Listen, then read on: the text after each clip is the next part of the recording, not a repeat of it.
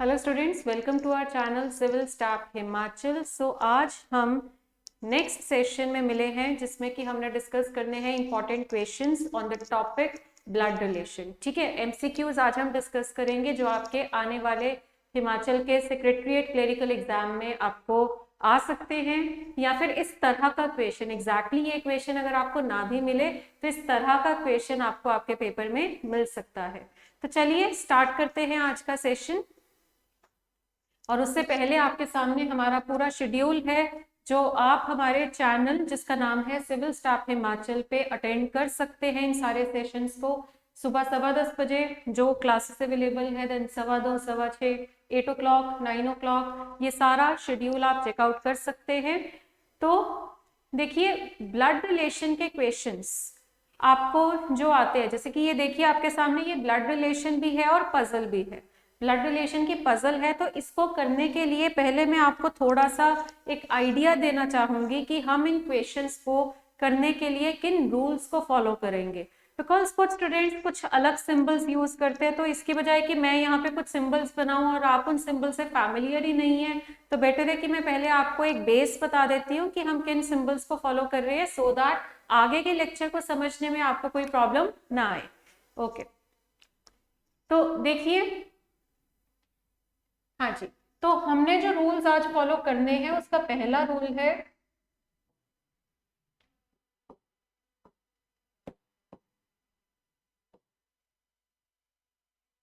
कि हमने generation wise अपना चार्ट बनाना है, यानी कि सेम जनरेशन वाले एक साथ होंगे।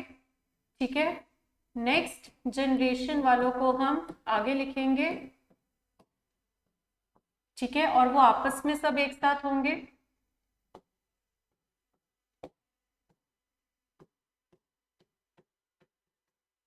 प्रीवियस जनरेशन वाले पीछे,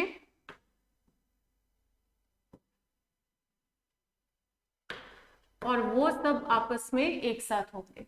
ठीक है, तो मतलब जैसे कि आप है, आपके ब्रदर, आपकी सिस्टर, आपके हस्बैंड, आपकी वाइफ, ये सारे आप ही की जनरेशन के हैं, तो आप इनको एक साथ लिखेंगे। ठीक है, आपका सन, आपकी डॉटर, आपकी नीस, आपका नेफ्यू, ठीक है, आपसे अगली जनरेशन के हैं तो आप इनको अपने से आगे लिखेंगे। आपके फादर, मदर, अंकल, आंट आपसे पिछली जनरेशन के, तो आप इनको अपने से पीछे लिखेंगे। ये कुछ चीजें हमें फॉलो करनी है जब भी हम अपना ब्लड रिलेशन का चार्ट बनाएंगे, कि एज मैटर नहीं करती, सेम जनरेशन वाले एक साथ होंगे, पिछली जनरेशन वाले पीछे, अगली जनरेशन वाले आगे। उसके बाद अगर मुझे किसी को मेल डिनोट करना है तो हम उसके नाम के बाहर स्क्वायर बनाएंगे, और अगर मुझे किसी को फीमेल डिनोट करना है, ठीक है, तो हम उसके नाम के बाहर सर्कल बनाएंगे। ठीक है, देन नेक्स्ट अगर हम बात करेंगे मैरिड कपल की, देखिए मैरिड कपल जो होता है वो सेम जनरेशन का होगा। सेम जनरेशन मींस हमने बीच में क्या बनानी है, डबल लाइन। ठीक है, सेम जनरेशन का है तभी हमने दोनों को एक साथ लिखा है, और इनका सिंबल क्या होगा, डबल लाइन का। ठीक है, तो हमने इनके बीच में डबल लाइन बनानी है। नेक्स्ट आपका क्या है, सिबलिंग्स का रिलेशन अगर होगा तो सिबलिंग्स का रिलेशन हम कैसे बताएंगे, सिंगल लाइन के साथ। ठीक है, देखो डबल लाइन डिनोट करती है कि ये दोनों मैरिड है, सिंगल लाइन डिनोट करेगी कि ये सिबलिंग्स है। सिबलिंग्स का मतलब क्या होता है, रियल ब्रदर एंड सिस्टर, या रियल ब्रदर्स या रियल सिस्टर्स। वो जेंडर के हिसाब से पता लगेगा कौन ब्रदर है कौन सिस्टर है, but single line means siblings यानी सगे भाई बहन। उसके बाद नेक्स्ट रूल हमारा है कि अगर हमें पेरेंट एंड चाइल्ड का रिलेशन बताना है, देखिए पेरेंट और चाइल्ड जो है वो डिफरेंट जनरेशन से है, तो हम पीछे ए का नाम लिखेंगे और आगे बी का नाम लिखेंगे, यानी ए जो है वो फादर है और बी जो है वो डॉटर है। ठीक है, तो सिंगल लाइन ऐसे बनाई है तो वो सिबलिंग्स है, क्योंकि सिबलिंग सेम जनरेशन के होते हैं ना। अगर आप सिंगल लाइन इस तरह से बना रहे हैं तो वो पेरेंट और चाइल्ड है, जिसमें पीछे पेरेंट है और अगला पर्सन जो है वो चाइल्ड है।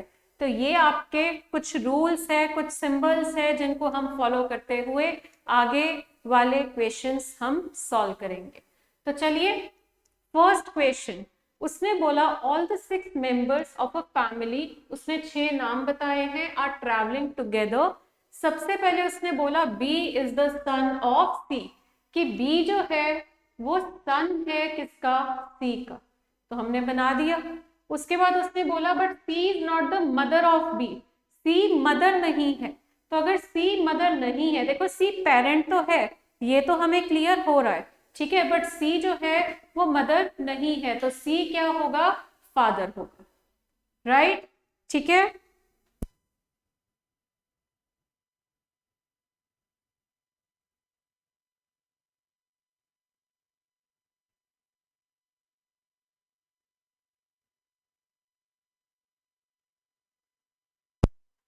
हाँ जी, तो C is not the mother of B, तो C जो है अगर मदर नहीं है तो C जो है वो फादर है।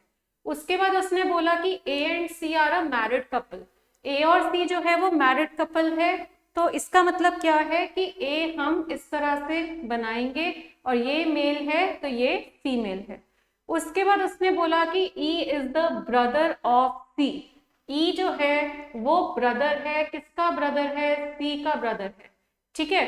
उसके बाद उसने बोला D is the daughter of A, D जो है वो ए की डॉटर है, तो डी को हमने इस तरह से यहाँ बना दिया, क्योंकि ये मैरिड कपल है और डी इनकी डॉटर है, तो ये दोनों सिबलिंग्स हो गए। उसके बाद F is the brother of B, F जो है वो ब्रदर है किसका, बी का, तो एफ हमने इस तरह से बना दिया, ठीक है। तो ये आपका पूरा चार्ट बन रहा है। तो अब इसके बेसिस पे हम आने अगले क्वेश्चंस जो हैं वो डिस्कस करेंगे। तो उसने आपसे पूछा how many male members are there in the family, तो आप देख सकते हैं कितने मेल मेंबर है, 1 2 3 और 4, तो यानी कि यहाँ पे आपका आंसर क्या होगा, 4 मेल मेंबर्स। उसके बाद who is the mother of B, B की मदर कौन है, ठीक है, तो B की मदर देखिए, B के पेरेंट्स है C और A, जिनमें मदर कौन है, A, तो इसका आंसर होगा ऑप्शन नंबर डी यानी कि A, क्लियर। उसके बाद how many children does A have, A के कितने चिल्ड्रन है, तो देखिए A के कितने चिल्ड्रन है, 3, F B और D, तो आंसर आपका होगा ऑप्शन नंबर C यानी कि 3, तो 3 चिल्ड्रन हमने देखा अपने सोल्यूशन में, तो आंसर इसका है ऑप्शन नंबर सी। तो आपने देखा इस तरह की ना ब्लड रिलेशन की पजल आप एक्सपेक्ट कर सकते हैं, क्योंकि ये क्वेश्चन पजल्स के चैप्टर को भी सेटिस्फाई कर रहे हैं, ब्लड रिलेशन के भी, तो इस तरह के क्वेश्चन आपके पेपर में आ सकते हैं। तो चलिए आगे बढ़ेंगे नेक्स्ट क्वेश्चन की तरफ। इसमें उसने आपको बोला कि एक फैमिली है अगेन जिसमें कितने लोग हैं, 6, there are 2 married couple, Q is a doctor and father of T, ठीक है। देखो आपको यहाँ पे ना ये पता है कि फैमिली में 6 मेंबर्स हैं, तो पहले तो ये ग्रैंड पेरेंट्स वाला पॉइंट उठा लेते हैं, ठीक है। ये देखो S is grand mother of T, S जो है वो ग्रैंड मदर है किसकी, T की, और U is grand father of U जो है वो ग्रैंड फादर है, तो यानी ये मेल है, ये ग्रैंड मदर है, ये ग्रैंड फादर है, तो ये मैरिड होंगे, और ये किसका ग्रैंड फादर है, आर का, ठीक है। तो चलिए उसके बाद उसने बोला कि Q is a doctor and father of T, Q जो है वो फादर है किसका, T का, और वो डॉक्टर है, क्लियर। चलिए आगे बढ़ते हैं, U के बारे में उसने बोला U जो है वो क्या है, कॉन्ट्रैक्टर है, और उसके बाद उसने बोला देयर इज 1 डॉक्टर डन है, 1 कॉन्ट्रैक्टर डन है, 1 नर्स, और उसने 2 मैरिड कपल बोले थे, तो ये दोनों मैरिड होंगे, ठीक है। अब देखो 6 लोग थे ना, 6 में से मैंने 5 लोगों का नाम तो लिख रखा है, एक ही पर्सन बचता है जो कि कौन है, P है, तो हमने यहाँ पर किसको लिखा, P को लिखा, क्लियर।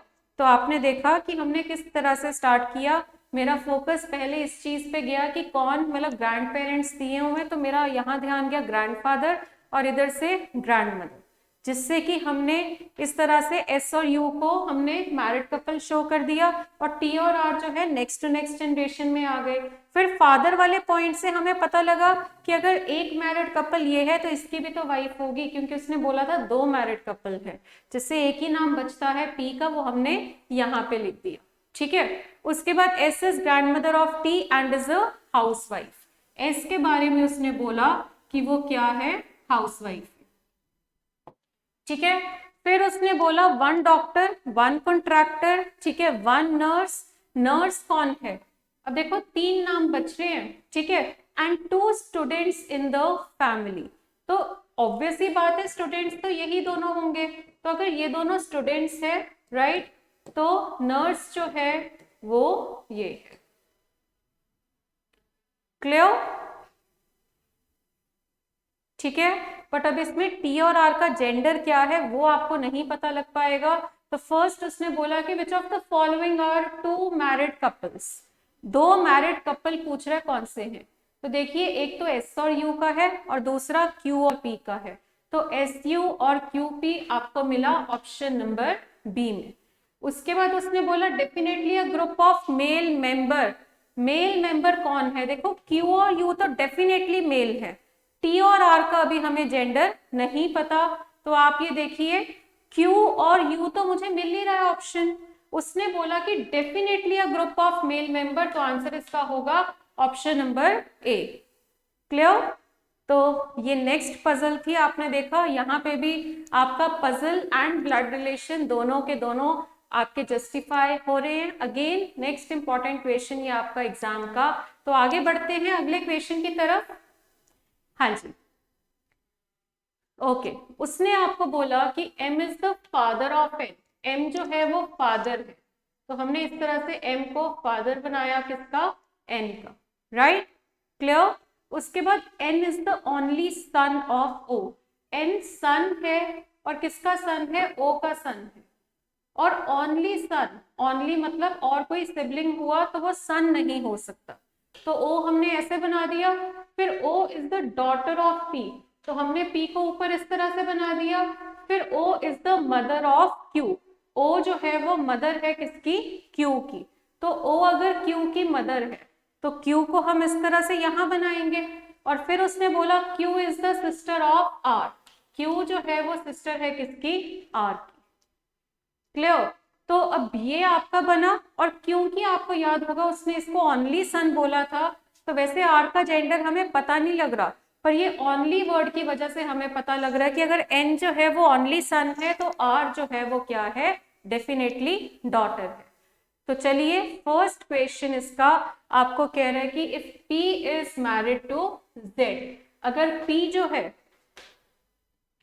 वो Z से मैरिड है, तो आपसे उसने पूछा how is Z related to O।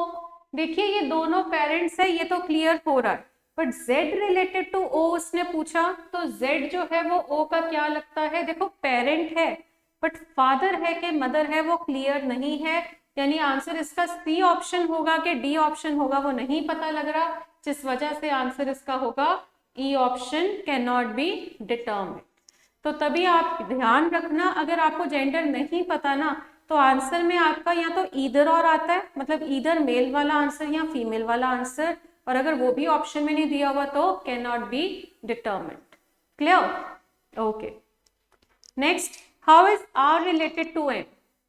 हाँ जी, आर कहाँ पे है, ये रहा, एम कहाँ है ये, तो आर जो है वो एम की क्या लगती है, डॉटर, तो आंसर इसका होगा option number A. Clear? Okay, how is O related to N. O जो है वो एन से कैसे रिलेटेड है, तो ओ जो है वो एन की क्या है, चेक कर लीजिए, ओ जो है वो एन की मदर है, तो उस हिसाब से आपका आंसर होगा option number B. Clear? Okay, तो बच्चे आज हमने जो क्वेश्चंस डिस्कस किए हैं उसमें हमारा जो मेन मोटिव था पजल और ब्लड रिलेशन दोनों चैप्टर्स को जस्टिफाई करना, ठीक है, क्योंकि आप blood relation as a chapter करते हैं, पजल्स एज अ चैप्टर करते हैं, बट इस तरह के क्वेश्चन भी आ सकते हैं जहां आपकी पजल भी हो रही है और ब्लड रिलेशन भी सॉल्व हो रहा है, और इस तरह के क्वेश्चन आपके अभी अपकमिंग एग्जाम के लिए तो वैसे ही बहुत इंपॉर्टेंट है, इस तरह के ही क्वेश्चन आप एक्सपेक्ट कर सकते हैं अपने पेपर में। तो चलिए इसी के साथ आज का सेशन जो है वो ओवर होता है, जिसमें आपने ये टाइप के क्वेश्चन सीखे, प्रैक्टिस करें, ठीक है। ऐसे ही हम आने वाले सेशंस में और इम्पॉर्टेंट या एक्सपेक्टेड चीजें आपके साथ डिस्कस करेंगे। तो ओवर करने से पहले आपके सामने हमारे कुछ फ्री इनिशिएटिव्स हैं और कुछ पेड इनिशिएटिव्स हैं। अगर आपने आज ही हमारा सेशन ज्वाइन किया है तो आप चेकआउट कर सकते हैं। ये चीजें हम आपको फ्री दे रहे हैं हमारे चैनल सिविल स्टाफ हिमाचल पे। और अगर आप बैच ज्वाइन करना चाहते हैं तो ये हमारा बैच है जिसकी फीस आपके सामने है, राइट। डिस्क्रिप्शन में नंबर है, उस पर कॉल कर लीजिए और आप जिस बैच में भी एडमिशन लेना चाहते हैं एडमिशन लेके एनरोलमेंट ले लीजिए। तो ओके स्टूडेंट्स, आज ओवर होता है आपका सेशन। अगली बार मिलेंगे और अपकमिंग सेशन में हम इम्पॉर्टेंट क्वेश्चंस और भी इम्पॉर्टेंट क्वेश्चंस डिस्कस करेंगे। Okay students, thank you so much.